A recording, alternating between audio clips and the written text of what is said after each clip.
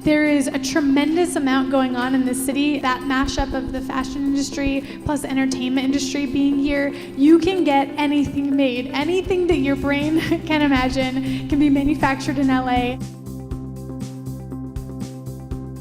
Where this whole idea stemmed off of was pretty much just trying to make my projects locally. It was just such a pain in the ass. Things that we thought would be simple turned out to be like 5 faxes away or something of that nature. And so we learned the hard way. It just doesn't make sense. Like, how can it be a more transparent, open system that anybody can hop in with an idea and get their ideas made?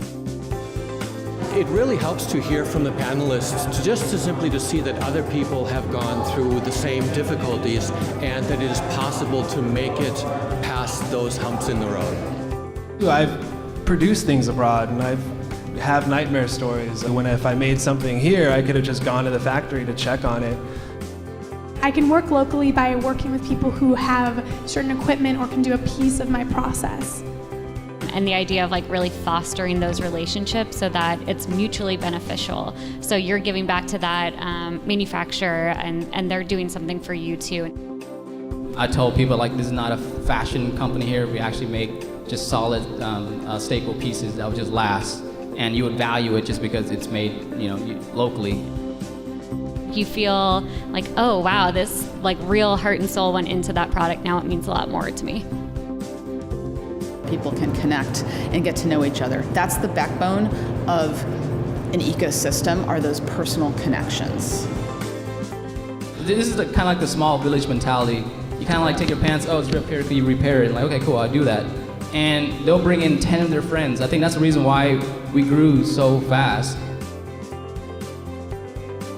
I think today was really about the story, the heart of entrepreneurship, the human angle, right? We talked so much about logistics, but everything kind of came back to everyone's inspiration as to why they became a retail entrepreneur, why they became an artisan or a maker.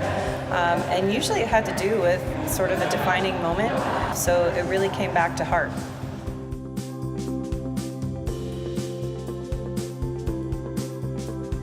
There are so many businesses out there. There are so many products. And so there's actually an expectation these days that they understand why. Like, why did you get up today and make that thing? That becomes the shareable element. It's far more likely that someone has an urge to share your story, and the first step is telling that story.